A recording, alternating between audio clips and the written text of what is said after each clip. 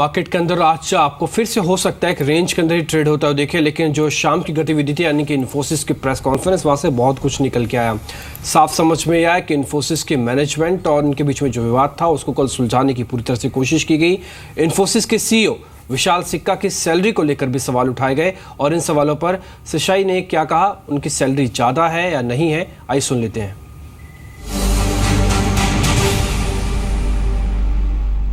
Compensation issue.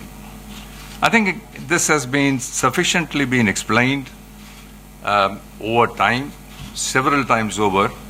But if you don't mind, I will repeat this again because firstly I want to give the data points and then I will give you the process.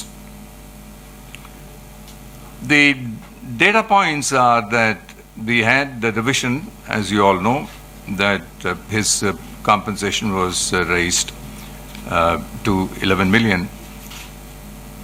But as we have already explained, the fixed component of that, the cash component of that came down from 5.08 to 4 million. The variable element went up and it had two components to it.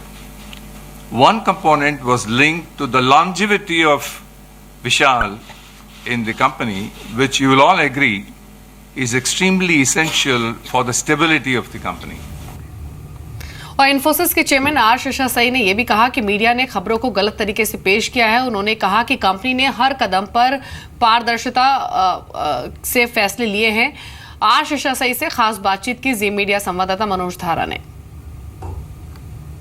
So we have Mr. R Seshasayee, Chairman of Infosys, sir. Namaskar और Zee Business जुड़ने के लिए बहुत-बहुत धन्यवाद. First of all, if you can just highlight the intention behind having this press conference and is the purpose solved? If you can just highlight that to begin with. There's been a lot of media news in the last few days relating to issues of governance. We were very keen to make all the facts and figures available to the media to make sure that you have the same level of information and the comfort that we have to ensure that we have met all the governance standards for which this company has been known for, and that's precisely the objective. Fantastic, sir. As you said that everyone is saying that Infosys is a well-managed company in terms of corporate governance. Going forward, do you think so? Do you have addressed the correct concerns which were there earlier and now which will not occur? If you can just highlight this.